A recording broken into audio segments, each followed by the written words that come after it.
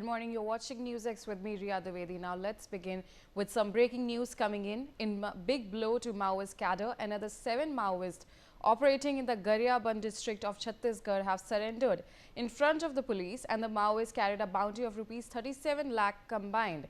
The Maoists surrendered all their weapons in front of the police and now returned to the mainstream. Listen in.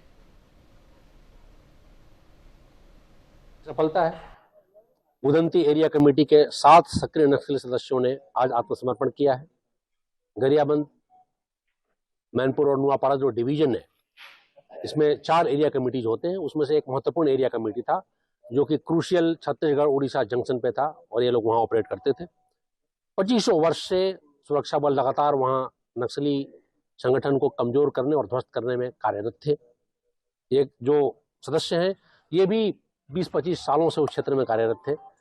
इन लोगों ने सही रास्ता चुना है। शासन की आत्मसमर्पण की जो नीति है उससे प्रभावित होकर सुरक्षा बलों की कार्रवाई से का जो स्थिति है उसको देखकर ये आकलन किया है। ये बहुत बड़ी सफलता है और जो बचे हुए नक्सली हैं उनसे भी अपील करता हूं कि तत्काल मुख्य धारा में लौट आए। इन पे टोटल 37 लाख इनाम था। 6 हथियार इनके साथ आए हैं। 4 उसमें स्वचालित हथियार हैं, 1 SLR, 3 इंसास और 2 कंट्री मेड वेपन्स।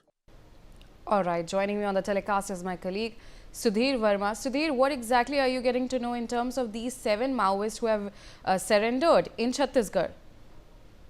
जी बिल्कुल, जिस प्रकार से लगातार नक्सलवाद के खिलाफ जो लड़ाई लड़ी जा रही है उस और कहीं ना कहीं से एक बड़ी सफलता जो है वो कहीं ना कहीं मान सकते, क्योंकि लगातार अगर देखा जाए तो जो सुरक्षा बल है उन तमाम क्षेत्रों तक पहुंच रही है और जो नक्सलवाद के खिलाफ जो लड़ाई लड़ रही है उसमें कहीं ना कहीं इससे एक बड़ा अहम पहलू भी कहने के इस्तेमाल, क्योंकि देखा जाए तो मार्च 2026 का टारगेट केंद्रीय गृह मंत्री अमित शाह द्वारा सेट कर दिया गया और ऐसे में लगातार जो नक्सली है वो सरेंडर करते हुए नजर भी आ रहा है। जिस प्रकार से हमने देखा कि जगदलपुर में अब देश का सबसे बड़ा नक्सली सरेंडर हुआ, जिसमें 210 नक्सलियों ने आत्मसमर्पण किया, जिसके बाद नक्सल सरेंडर का जो सिलसिला है वो लगातार जारी है।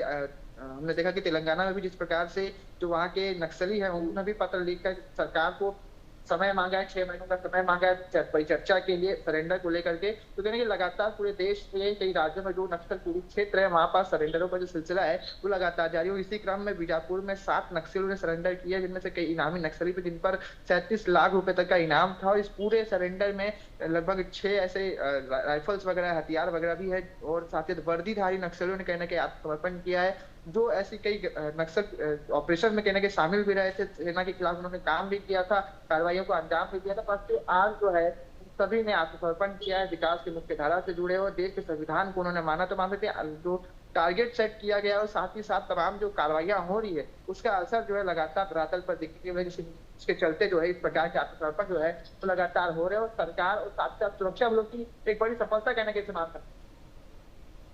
All right, so you stay on with us.